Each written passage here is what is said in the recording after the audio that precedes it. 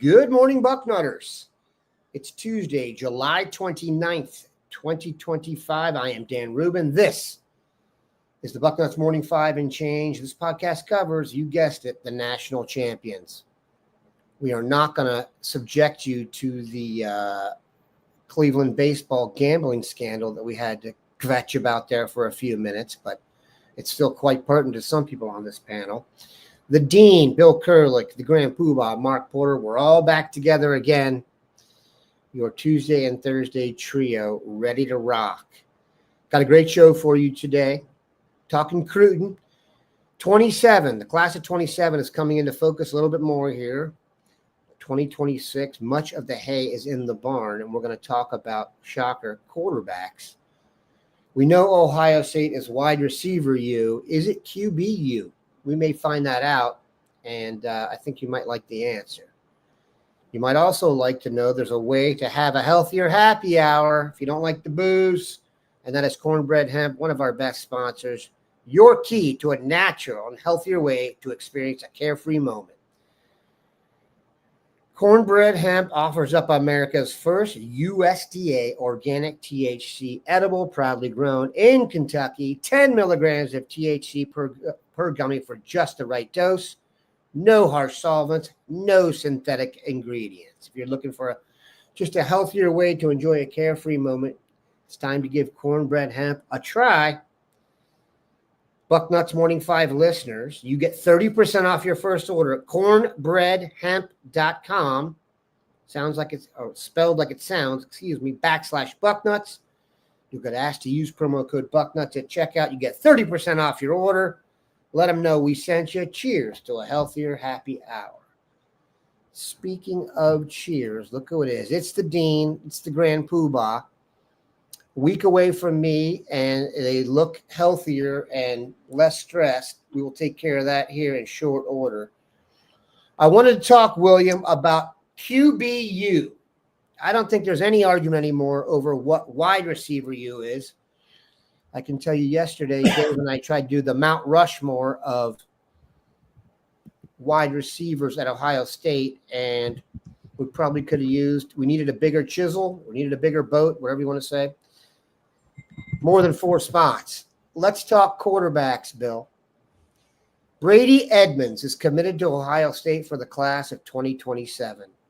They have 2 commits. They already have Brady Edmunds, who is ranked as the 11th quarterback, and they have the uber-talented and productive Jameer Brown, who is the number 1 wide receiver, a fine Gem City native.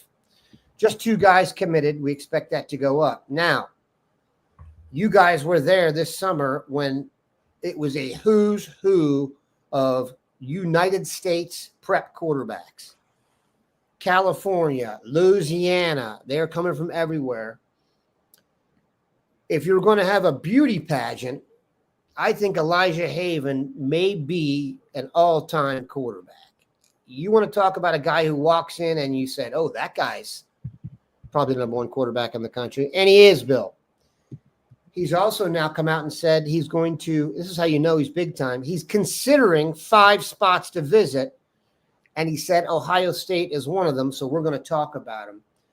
Can you put in context what you think of the recruitment of Elijah Haven, what you think of him as a player, how he fits in, and then maybe we'll get into quarterback recruiting for Ohio State overall. But first, Elijah Haven, what do you know about him? What do you think of him?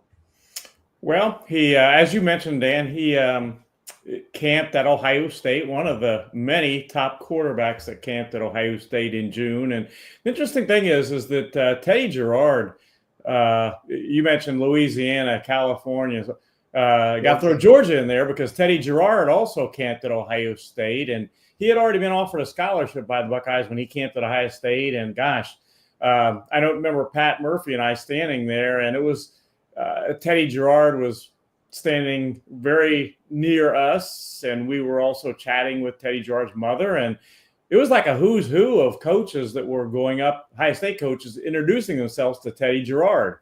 You know, Brian Hartline, of course, Billy Fessler was there, Ryan Day, and I mean, it's Mark Pantoni is talking. It was quite the group. Well, Teddy Gerard, not surprisingly committed to Notre Dame just recently. And that kind of took one off the board, so to speak.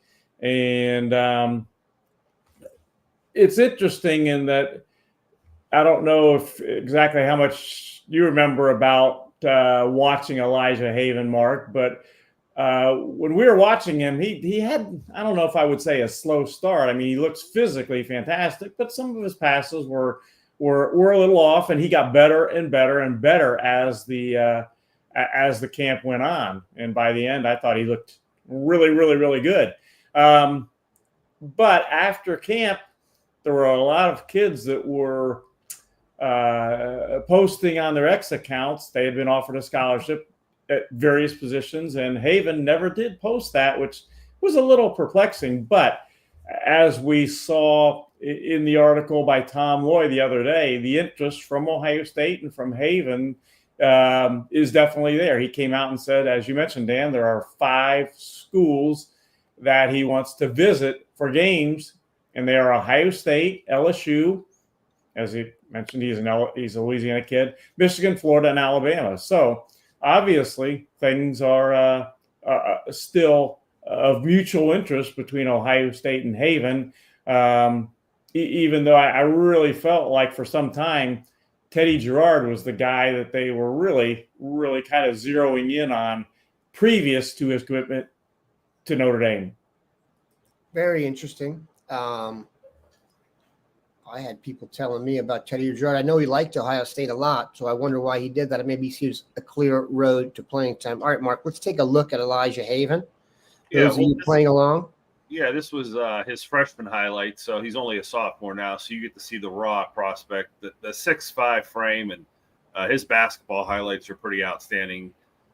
Bill did a good job of describing his camp performance. It was a little rough at the beginning because he's a rawer prospect. He doesn't have as much polish as some of the other kids had, but the raw underlying talent was there. And it almost seemed like as he got confidence throughout that day, the consistency showed up where by the time it was one-on-ones, or maybe when the whole crowd was there and Coach Day was standing there, he really started to look the part. Physically imposing. As soon as you see him, a blind guy could pick him out of a lineup and say, that's the one. What I thought, and if you go back to the podcast right after, I remember saying this, talking about him. We just watched 3 days of Brady Edmunds, and we were all like, wow, they really nailed that one down the middle. And then you see this kid show up in the same class, and boy, like I think I said on the podcast, he's another NFL quarterback. Like they're both going to the NFL. They both have all those intangibles. So it's like, how do you not offer him? I see Terrell Pryor. This is a way more polished version of Terrell Pryor. Terrell Pryor probably was a little faster. Boy, it was like a head scratcher. Do you really insult Brady Edmunds by offering someone pretty much the same age? Or, do you let this kind of just, he was here because you know what's going to happen in 3 years. He went to the Ohio State camp and they didn't offer him, and now he's in the first round of the NFL draft, and we can't figure out why. Well, Brady Edmunds, we politely already had a commitment. But the talent is there. Geez, oh, man, like it would have been hard to watch that kid walk away and at least not give him maybe that's why he didn't put it on Twitter. He knew that there was already someone committed in the class, and it was out of respect. But now it's fair game. It's a heck of a job. And if he's in the top 5, good job by Ohio State making their pitch, even with a committed guy. So, Bill, how do you feel this dance with other QBs and stuff will affect Brady Edmunds? That's a really early commitment. You put a lot of faith into it. I don't get the sense he's half-stepping. And by the way, Brady Edmunds, he might have the strongest arm of anyone they've had in the pipeline for quite some time. I don't want to overdo it, but he has, a lot of Justin Herbert-like vibes to me. Do you agree with that, Bill? Or you think they're still high on him? What's kind of the state of that? Well, Brady, and I've continued to stay in contact with Brady Edmunds and got to know his father, I think, pretty well from the camps, and met his entire family, his mom, his dad. He had a sister there and all that. His brother was there. So there's been, from all indications, there has been no hesitation whatsoever. Brady knows that wherever he goes, there's going to be competition, whether it be Tavian St. Clair or whether it be a 2027 quarterback or a 2028, or if he had decided to go somewhere else, there's going to be competition, and he knows that, and he's not shying away from it at all. He continues to recruit for Ohio State, continues to say all the right things and be all in on Ohio State. It just doesn't seem to have impacted his desire to be a Buckeye one bit. So as I look at it, Bill, who else should we really be looking at from a quarterback perspective? It seems like when you really sit and look at the depth chart now, and they really are set up pretty beautifully going forward, even if they didn't get another commitment. Am I wrong in that, or do you feel they're solid there? I think I guess the pursuit of another quarterback in the 2027 class besides Edmunds really revved up when Ohio State did not have a 2026 quarterback in their class. Well, they do now in Luke Fahey. So I think that helps a lot. I don't think it's as much a need as it was then, because Luke Fahey, he's committed now, and he's another one that is a very impressive young man. And the only thing he doesn't have is the 6'4" height. Yep. But he seems really totally all in on his commitment to Ohio State. So I think that helps a lot. But still, if you can get another great quarterback, I don't know that it's easy to say no, so to speak. So let's bring it home, Mark. I don't want to ambush you here, but 2027, I could see there being an emphasis on a number 2 quarterback from in-state. They tend to, maybe a guy will take an offer who wants to battle for hometown turf a little bit. Are there names you're already bandying about? I know it's kind of early in the maneuvering, but are there guys in 27 that you're already focused in on?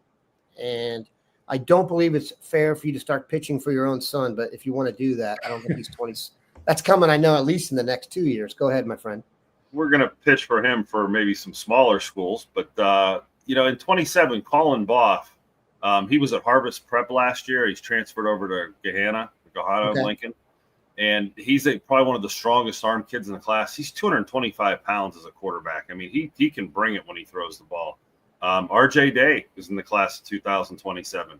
Yes, Wouldn't that be a nice little sidekick that, to have on board? And that would be a pretty easy guy to get. But he's got a pretty big offer list that'll fit his skill set. So I think he'll probably choose his own path.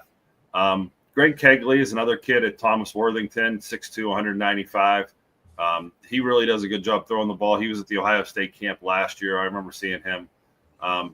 The athlete in the class, and this kid's probably headed to corner, and he might be an Ohio State type corner or safety, is the Torborg kid from Robert Taft down in Cincinnati. He's an option style quarterback that can fly. I mean, he really has some speed. So if they went that direction, and right now it's early for a lot of these names. Trying to think if there's anybody else that I would probably throw into that mix, but Ohio State, I mean, when you're talking about the guys we just mentioned, those are some, rare air, tip of the spear talents. So I don't think we have that truly in Ohio State for 27 yet. And also, going back to out of state, the kid we shouldn't forget about is Derek Baker, Alpharetta Milton High School. He camped at Ohio State this summer too, and he was impressed. He was another one of those guys that arrived at Ohio State, a 2027 quarterback, arrived at Ohio State having already been offered a scholarship by Ohio State. And I spent time at that camp he was at talking to both Derek, who is really a polished young man, both on the field and off the field, and his dad. Spent a decent amount of time talking to both of them, and there's absolutely interest from Derek Baker in Ohio State too. He's a 6'2", 220-pound quarterback that Ohio State has offered. So just another name to put in the hopper there. And that's a name out of Georgia. So you can see a theme developing here. Georgia, Texas, California, Louisiana. it never hurts to take an excellent player out of those states so they cannot attend home state U. I may have misspoke. One of those quarterbacks may be headed over to Lincoln, whether it was Kegley or Boff. I'm not sure which one. But I remember seeing them at a camp, and they had the new shirt on. And right now, I don't want to tell the public that one of them was on the way there when I wasn't sure exactly. And I just searched both databases, and I haven't seen the switch on 24/7 yet, which is making it a little tougher. As you well know, high school football is more and more like college football, and you really don't know who's playing for who until week 1. And then we'll see who takes snaps where, as the jerseys tend to switch around based on still quarterback. 2 years ago in college football, more than half the starting quarterbacks were transfers. That number's not going down. So high school and college, there's the idea of waiting around for your turn at quarterback, not the most popular approach. I'll tell you what is popular, though. Vori, a new sponsor for us. You guys can see the banner at the bottom playing along at home. It's spelled Vuri. It's the clothing company, and I think everyone's heard about it. But I learned it's pronounced Vori. Who knew? And these are incredibly versatile and comfortable clothing. Especially the shorts, designed to look great beyond the gym. You're running errands, heading to the office, talking to recruits, meeting up with friends. The performance jogger, it gets your fitness lounge focus going.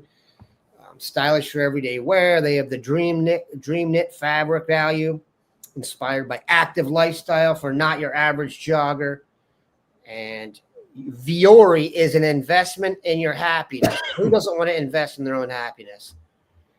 And if you're a Bucknutter, you get 20% off your first purchase. So it's Vori.com, VUORI.com/Bucknuts.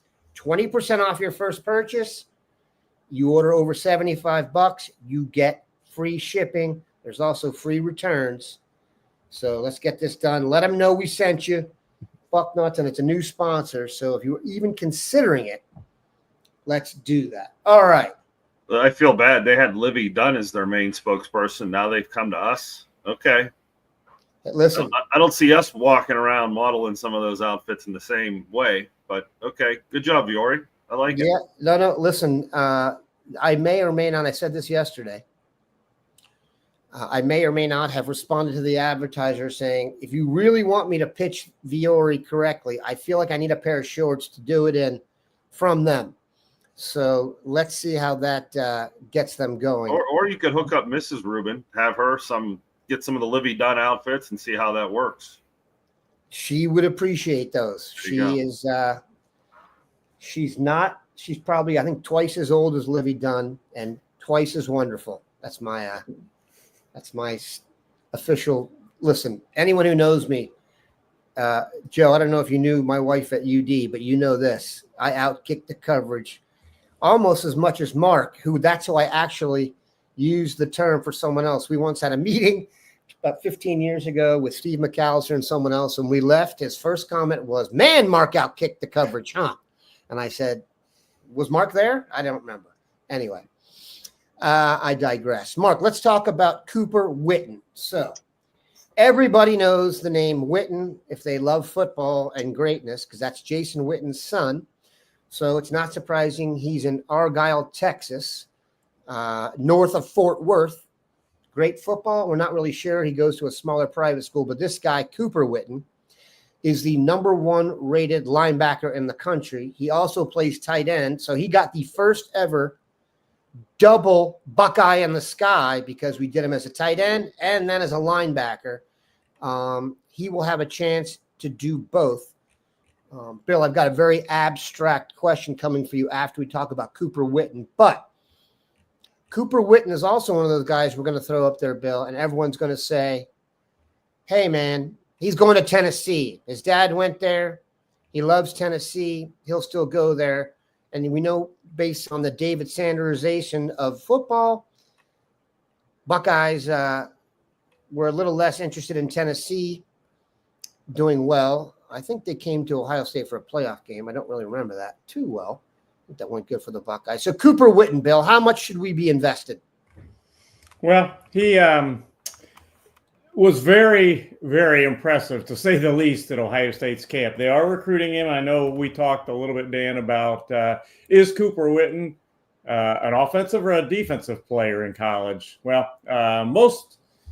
his high majority of his offers are for defense, and he does play kind of a safety type linebacker position at his high school, but Ohio State is absolutely recruiting him as a linebacker. And he spent quite a bit of time at camp with James Laurinaitis and looked fantastic. I don't think he's the country's number one linebacker in the class of 2027 for no reason. And I think that's a well-earned ranking.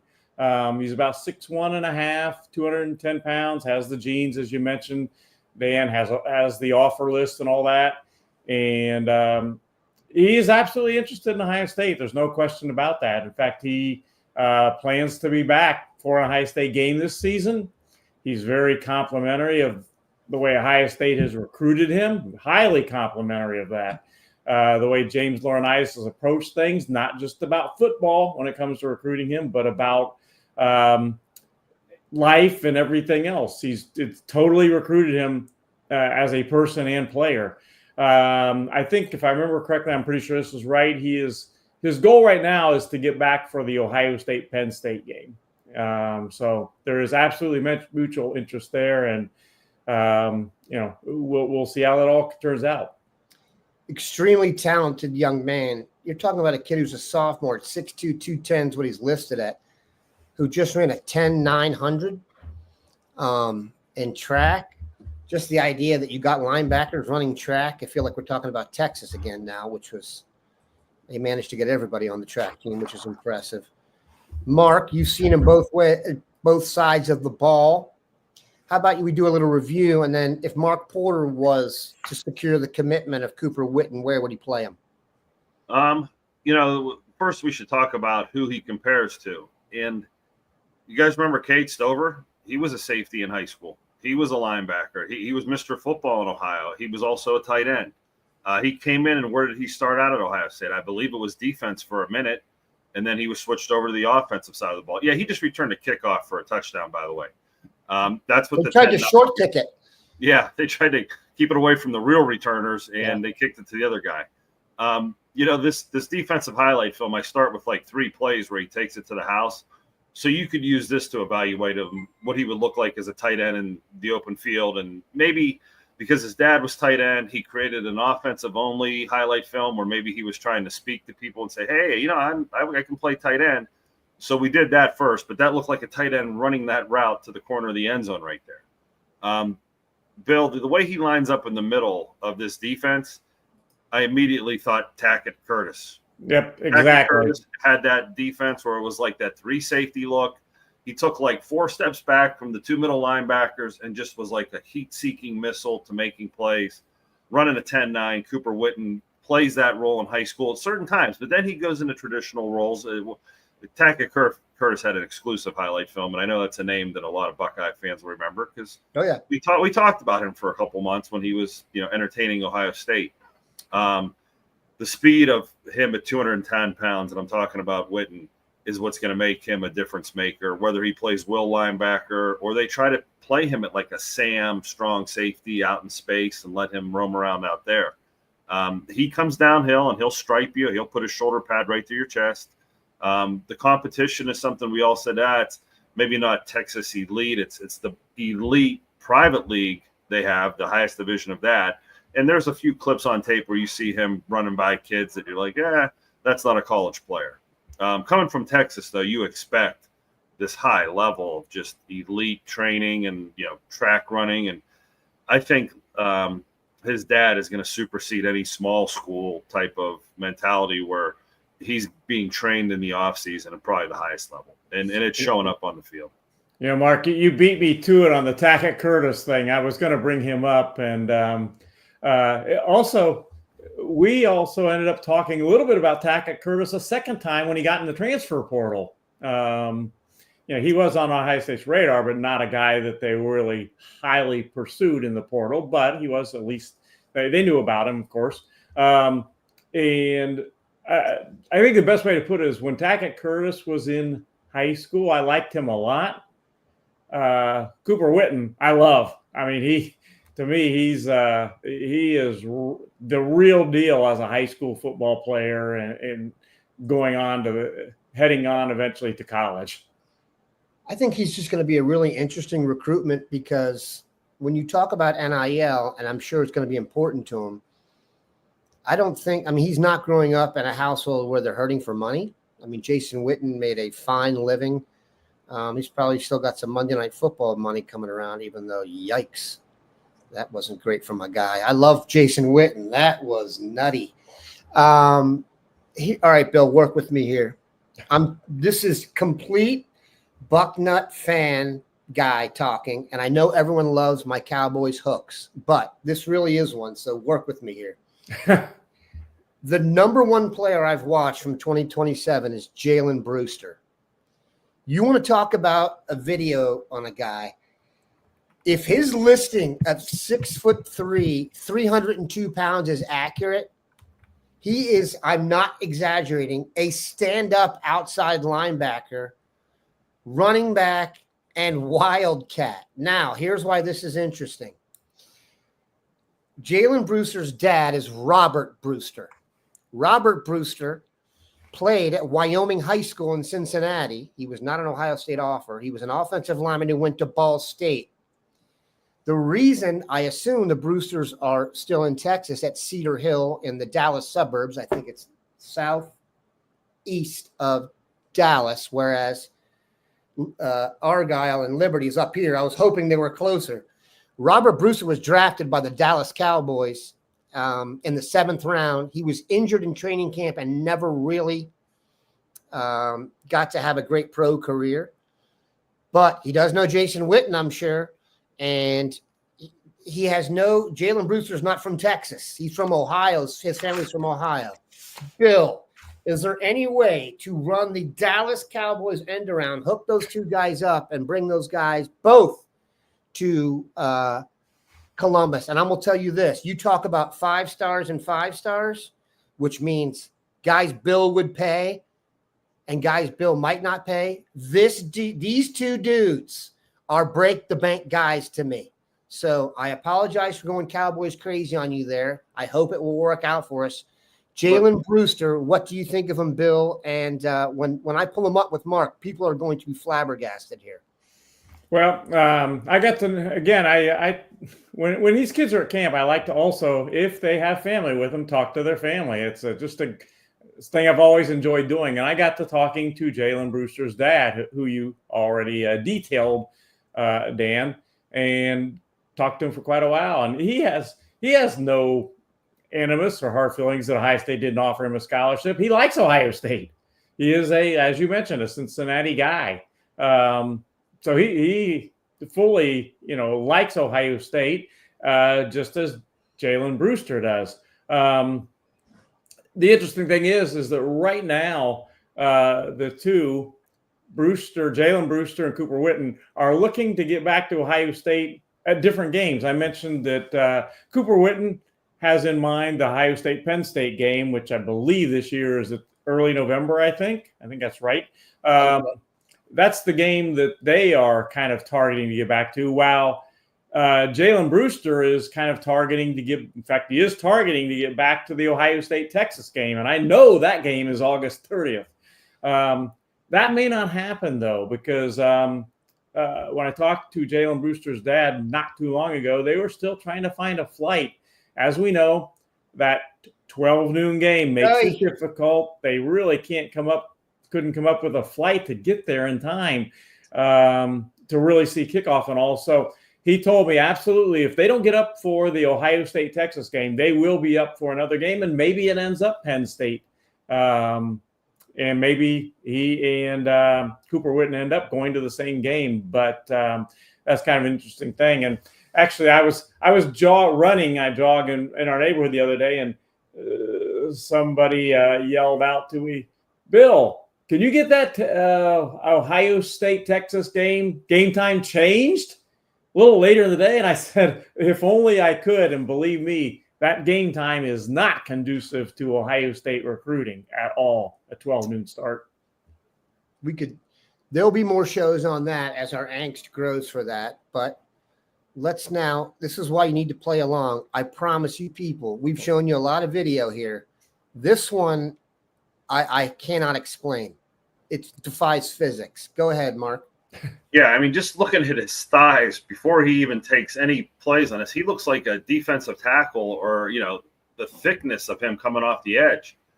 So he could definitely play anywhere from outside linebacker, defensive end, and eventually kick down. But here's where the freaky stuff starts. You see him lined up at quarterback, and boy, if you're a high school player right here, you're really thinking to yourself, I got to make a business decision at 16 years old whether I want to stick a hat on a thigh board. It's probably fun to watch all these things. It really illustrates what a great-looking player. Dan, I was hoping you could get Bucknuts 1 to get us down to Texas week 1, and we could get our eyes on these guys and, really do it upright. I mean, maybe we could catch a Cowboys game the day after. I just spitballing here, but to see these type of players and catch a Cowboys game, oh, my Lord, what did he do to that big man? Yeah. First of all, even allowing him to line up as an outside, I didn't see a clip with his hand in the dirt. Yeah. He's 6'3", 302-pound sophomore. I mean, what are we talking about here? Look at this dude. That's a pretty textbook shed the tackle and, make the play at the line of scrimmage. Yeah, I think eventually he's going to be bumping down in college, but it's going to be a bump down where he's still going to be able to dominate lined up across from guards. He's going to have the get off and the strength and the power. And the fact that he plays in space is going to let him be able to do things that other defensive linemen simply don't have in their DNA. Not to, use DNA as a thing, but boy, the good-looking prospect. I look forward to getting to Texas. Right? Look, absolutely. This is my first call after this, is to gas it up. We should get down there. That would actually be look. If the Brewsters invite us, we will go. Or the Whittens, even though your Monday Night Football review of them probably won't get us invited. But I'll edit that out. There we go. The fact that my son wore a throwback Whitten jersey for 10 years might help. And he has the T-shirt of him with the helmet off, running downfield against the Legals, was great. I mean, I'm just telling you, you want to talk about a guy who's worth every single penny we have in NIL. That is a 5-star guy, Bill. Very impressive. All right, Bill, practice starts this week officially at Ohio State. What does that mean for recruiting? Are they allowed to bring guys in? Are those days over? What is the staff now just focused on winning football games and no recruiting? What set the scene for us as we go forward? It is, as you mentioned, it's football. It's not recruiting time, so to speak. It's not bringing kids in time. It is football time for Ohio State, and as it should be. I was actually telling my wife this morning that recruiting is still going on. Don't misunderstand. But the high school kids are all just about to dive into their seasons. There are so many different, the acclimation days and all that kind of stuff now, and then the official practices.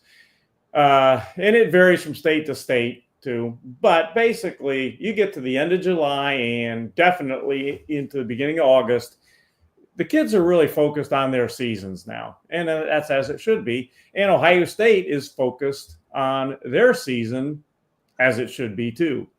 But Ohio State, Mark Pantoni has got quite a staff that they continue to work on recruiting and take the pressure off to some extent, the Ohio State coaches. So it's not recruiting time now. It is football season time. And by my calendar, we're exactly 1 month and 1 day away from Ohio State, Texas. Hard to believe. I mean, I can't wait, but it's hard to believe it's here. Mark, you were asked on the forum here, we'll finish with this, an update on young DJ Porter coming off a season-ending knee injury as a freshman, a coveted sophomore quarterback who Was impressive at Ohio State's camp this summer, according to a source in the upper right-hand corner of this podcast. Mark, can you please give us an update on the youngster? DJ told me that their first game is against West Branch, and that is 1 year from the ACL and broken femur. So Who's they? What do you mean, who's they? Who's he playing for? Oh, he's at Canfield. Yeah, they're playing West Branch week 1. I think about a month ago was his official release date. It was actually the last day of summer basketball league. So he got to play in a couple basketball games, test it out. No knee brace, no sleeve. Doesn't want anyone to know he was ever injured or he ever doesn't want his opponents to know there's a weakness. And mom is the physical therapist. And at Ohio Sports and Spine, they put him back together and had him rolling. He hasn't missed a practice, hasn't had any swelling. That's all the stuff where, that's the kind of stuff that I'm looking at.